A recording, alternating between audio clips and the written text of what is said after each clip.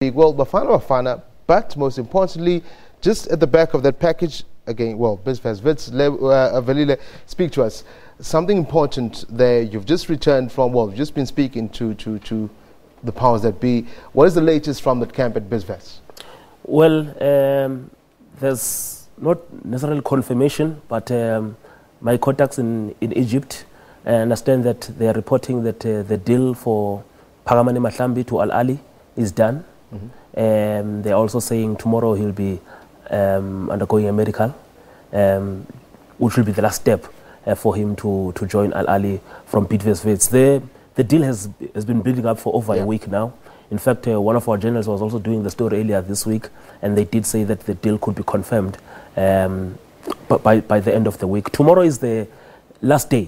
It's the transfer window is closing in the Egyptian FA. So could Pagamani be on his way to Ahly for the medical? And we've seen Gavin Hunt there speaking about the importance of the MTN8. So he could be losing one of his top mkadliwake, so to speak. Well, it's also been reported in Egypt that the offer that Ahly put was 1.3 million USD, which is close to 70 million rands in the current exchange rate in South Africa, which is a lot of money for a young boy like Pagamani. And then also, if you look at how they do things there, they could be selling him for 3 million USD in the next 2-3 seasons. And I'm sure Vets, if this deal will be concluded, has attached a sell on. But what also makes me believe these reports from my friends and colleagues in Egypt is that I saw Pagamani, a picture of him today, with a powerful football figure in a place that issues ITCs. ITCs, international clearances. International transfer certificate, yes. Oh, okay. Well, there you have it right here on Sports on Prime. Velile Mbuli just give us the news that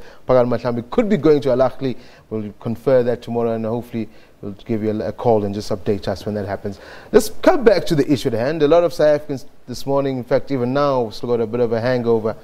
What's happening? Bafana Bafana, last week Friday, we thought, AstroTurf, we gave Stuart Baxter, I want to say, the benefit of the doubt. They come back home. What does one say?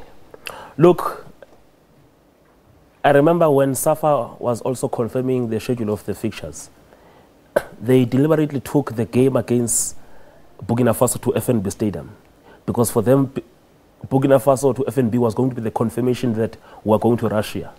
In their planning, that would have been 13 points. Assuming that we would get the 6 points against Cape Verde. Cape Verde, before they met us, 0 points, 0 goals. And this is the situation now. This is a team that 6 points, 4 goals. Exactly. This is a team that had not won at home in 2 years. They had lost their last 4 matches at home, official matches. In fact, in their 10 matches, before meeting us, they had lost 7 of those games. So how this whole thing just turned around like that, and the issue of the pitches, I wouldn't really like to dwell much on that one, because we knew that we were going to an artificial pitch. We trained here at Nike Center, local-based players, and then we had 2 sessions at the match venue. I really don't want to go to the issue of the artificial pitch, because it's been long since we've been playing on the artificial pitch. Here's the situation. When Sheikh Mashab was coach of this team, he left on a winning streak, so to speak.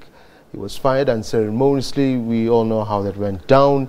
Stuart Baxter comes in. We thought, well, might be this is what we need. He's done well for Kaizer Chiefs. He's done well for SuperSport United. He's a good coach. Is it too premature to judge Stuart Baxter right now, because we were desperate for these results? Look, he had a good start. Away to Nigeria in Uyo, beating Nigeria for the first time in Nigeria. But if we were to be honest, even from the friendly matches that we played there against Zambia, we lost there. The only time was also to judge him in these official matches. And I think in these 2 matches, he's done horribly wrong. Selection, tactics. I just think, especially if we just go to yesterday's game. Let's leave the first game, penalty, red card. When you've seen opposition and you know what to do, and you look at because I saw the starting lineup yesterday and I said, oh. I remember you actually wrote something about it and, and I wanted to comment on it, yeah. You know, because now it means that your creative players are on the bench.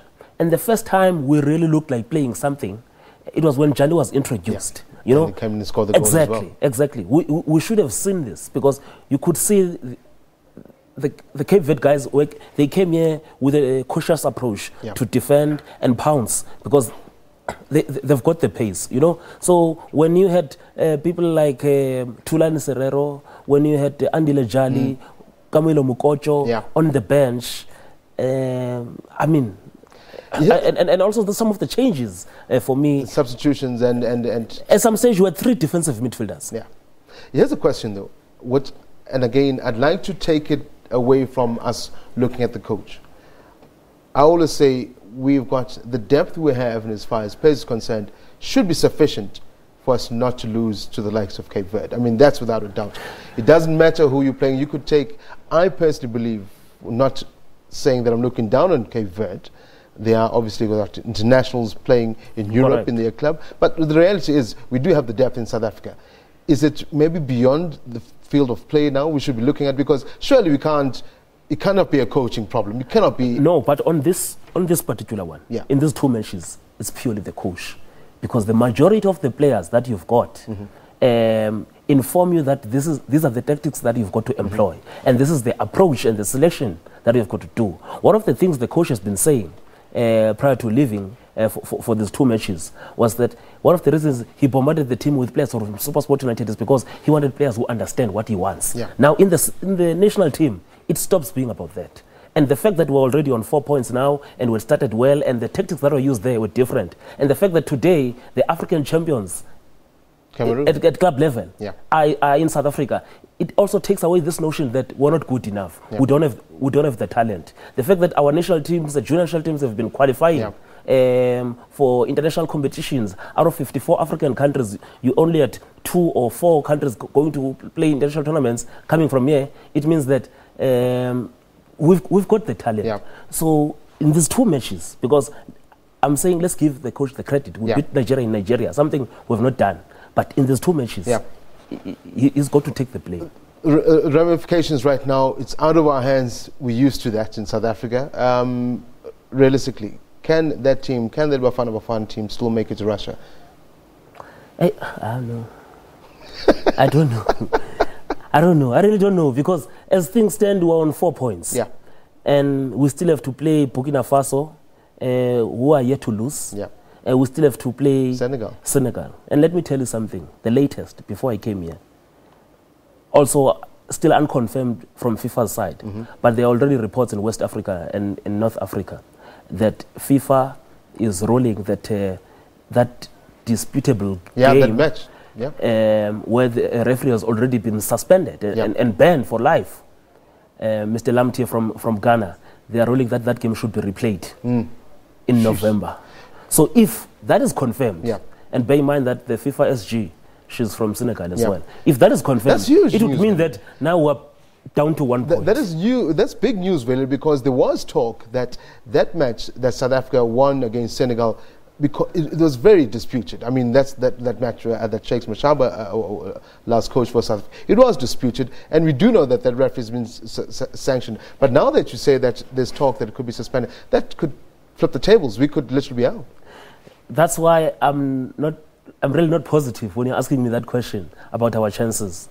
And I believe where these stories are emanating from, there could be something serious. But you know, this is something that is not related to this, because on Sport at 10 tonight, we had planned this show long time ago. We're celebrating 25 years of Bafana Bafana at international level. We have the first coach of Bafana Bafana, Skrima Chabalala. We have the great Sheikh Mashaba, the most successful Bafana Bafana coach, and also one of the first 2 captains of Bafana Bafana as well, the man who's coached under 23, under 20, and also Bafana Bafana is a caretaker coach, and he played for them, Steve Khombela, at 10 p.m. tonight. Well, tell you what, Velile, I'm going to tell our viewers right now on the SABC News channel, you definitely need to cross over and watch that on the SABC Sports and 1. That's SABC 1, that's correct? Correct. At 10 o'clock. SABC Sports and 1 at 10 o'clock, 2200 Central African time. That's where Sports TV at 10, as you heard, Velile. News coming in or emanating from West Africa is that South Africa could be stripped, and I said again, could be, it's unconfirmed, could be stripped of the points that we took against Senegal, that match that we beat, were 1-1, giving us basically 3 points in the World Cup qualifiers, and we still have to go back and play. Already there were murmurs that we're not going to have it easy there because of what had happened. We could be down to 1 point now, and you know, the momentum will surely be with the Senegalese guys, because maybe that game, if it's going to be replayed, should be replayed before we go to Dakar. And it will also depend on what will be happening at that time. But 4 points and down to 1 point, if it happens. Look, at least we still love Russia, BRICS, so we'll be there some way or the other. Velile Mbuli, thank you very much for joining us right here on Sports and Prime. Velile is senior SABC reporter. As you heard him speak to him, well, join him rather, 2200 Central African time on Sports TV at 10 and SABC 1 to catch up on all of that and much, much more. From myself and the team, thank you very much. Sports Live at SABC.co.za, where you can get all of us at SABC Sports Live. Our Twitter handle. You can also log on to www.sabc.co.za/news for all the news, both locally and internationally. You can also follow at SABC News Online, and Player Comedy and the team on our online division will gladly follow you back and update you with all the news. For myself and the team, you have yourself a wonderful evening. Stay with us on the SABC News channel. Your world follows at the top of the hour. Bye-bye.